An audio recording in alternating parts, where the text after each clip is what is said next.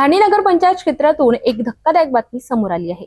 प्रभाग क्रमांक 6 मध्ये एका घरात खाटेवर झोपलेल्या अवस्थेत एका महिलेचा मृतदेह आढळला। धारणी पोलिसांनी घटनास्थळी धाव घेतली असून तपास सुरू केलाय। मृत्यूचं नेमकं कारण अद्याप अस्पष्ट आहे।